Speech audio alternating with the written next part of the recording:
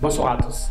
Merci d'avoir choisi Madère TV. Et au sommaire de cette édition, la Confédération des syndicats autonomes du Sénégal et l'intersyndicat des travailleurs faisaient face à la presse ce jeudi pour dénoncer les conditions désastreuses que subissent certains travailleurs. Journée mondiale de la myopathie. Au Sénégal, plus de 800 personnes souffrent de cette maladie qui attaque les muscles. La prise en charge jugée très coûteuse qui varie entre 300 000 et 1 million de francs CFA.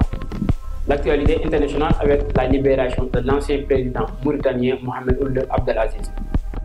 Nous terminons avec le sport, basket avec la Coupe du Sénégal chez les hommes.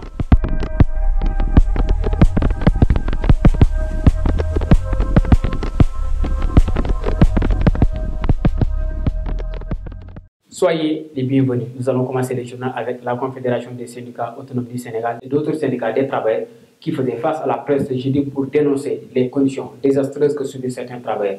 Nous écoutons le reportage de Lemougué et Souleymane Son. La Confédération des syndicats autonomes du Sénégal, en collaboration avec le mouvement FRAPP et d'autres syndicats de travailleurs, faisait face à la presse ce jeudi au siège de la CSA pour fustiger les conditions désastreuses que subissent certains travailleurs, comme les agences de sécurité et de proximité, les agences de WAVE et les handicapés. Au Sénégal, les handicaps vivent des situations très difficiles dans tous les côtés. Cependant, il n'y a aucun handicapé recruté en fonction publique cette année. WAVE a chassé tous ces travailleurs pendant la COVID-19 en leur disant de rester chez vous, tout en leur payant leur salaire. On m'a licencié par coup d'appel et les autres par SMS. Et ce qui est plus grave, le cabinet ne savait pas qu'on nous a licenciés.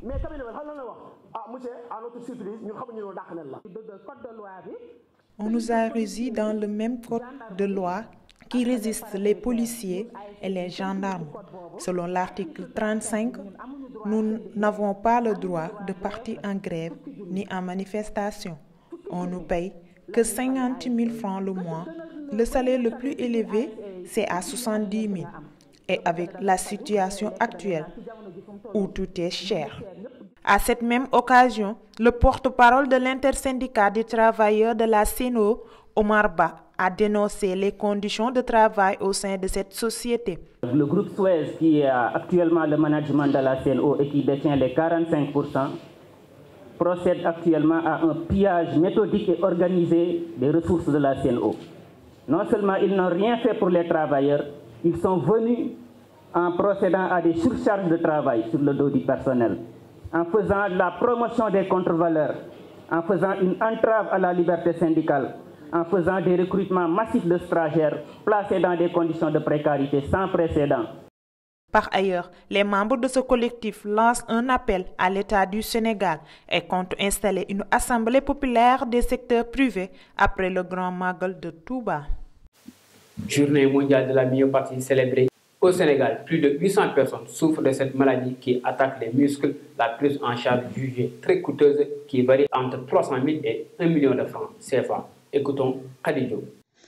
La myopathie, une maladie génétique et héréditaire qui est en train de faire des ravages au sein de la population. Plus de 800 personnes souffrent de cette maladie qui attaque les muscles et la prise en charge qu'elle varie autour de 300 000 et 1 million. Selon Birahim Ndiaye Aïdara, président de l'association des personnes atteintes de la myopathie, cette maladie attaque plus les enfants à bas âge. Malgré la sensibilisation, il y a des familles, des personnes qui souffrent de cette maladie alors qu'elles ne le savent pas. Pour sa part, le docteur Marietou Traoré, neurologie au centre hospitalier Roi Baudouin de Guédiawaye, renseigne que cette maladie se transmet de mère en fils. Elle est liée souvent à une défaillance au niveau des gènes. La maladie apparaît très tôt chez l'enfant, entre 18 mois et 5 ans. Au Sénégal, cette maladie n'a pas de traitement curatif. Il faudra 5 à 6 rééducations par semaine. En l'absence de ces séances, le muscle va continuer de se hypertrophier et le malade va évoluer vers les complications orthopédiques, notamment des paralysies, en confinant le patient d'abord sur un fauteuil roulant avant de le clouer définitivement au lit.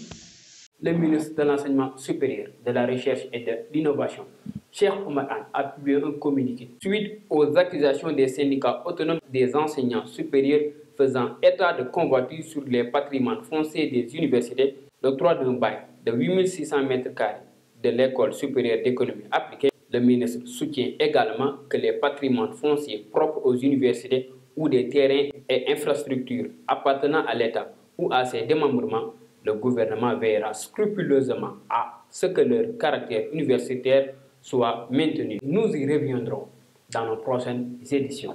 Nous poursuivons l'actualité internationale avec la libération de l'ancien président mauritanien Mohamed Ould Abdelaziz. Écoutons Khady Diop.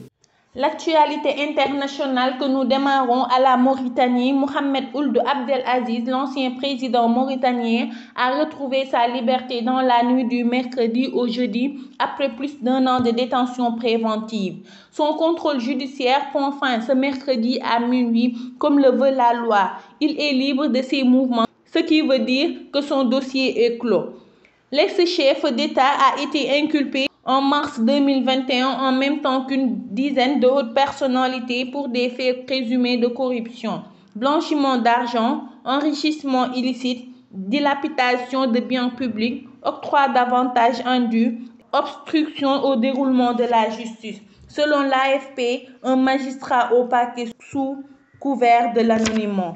Au Mali, l'armée allemande a repris ses patrouilles de reconnaissance dans l'est du Mali, menées dans le cadre de la MINUSMA, la mission des Nations Unies au Mali. 1100 soldats allemands protègent notamment l'aéroport de Gao. Les vols de connaissances permettent de sécuriser leurs patrouilles. À la mi-août, la Bundeswehr avait suspendu ses opérations au Mali après des tensions avec le gouvernement malien qui refusait le survol de son territoire par des appareils allemands nécessaires à la rotation des troupes. La reine Elisabeth est morte ce jeudi 8 septembre 2022 au château de Balmoral en Écosse à l'âge de 96 ans après 70 ans de règne. Ce vendredi 9 septembre, après une soirée et une nuit d'hommage venus du monde entier, de très nombreux messages continuent d'affluer en mémoire de la souveraine. Elle sera ensuite inhumée au château de Windsor à l'ouest de la capitale anglaise. Nous terminons la page sport avec le basket, la Coupe du Sénégal chez les hommes. Écoutons Ahmadou Bamba Diallo.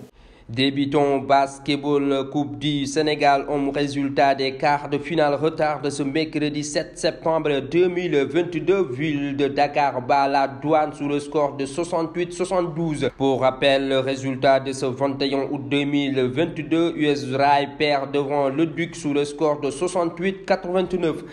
Zéa bat Sibac sous le score de 48-51 le samedi 20 août 2022. Uzo perd devant UGB sous le score de 48-71. L'affiche des demi-finales est programmée comme suit. Duc accueille UGB et dans l'autre rencontre, Zéa reçoit l'AS Douane.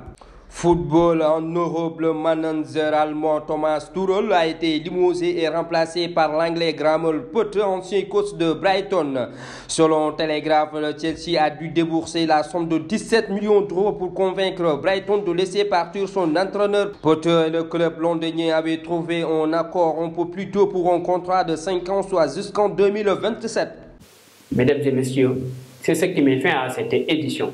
Merci infiniment de votre fidélité. Excellente suite de programme sur Madère TV.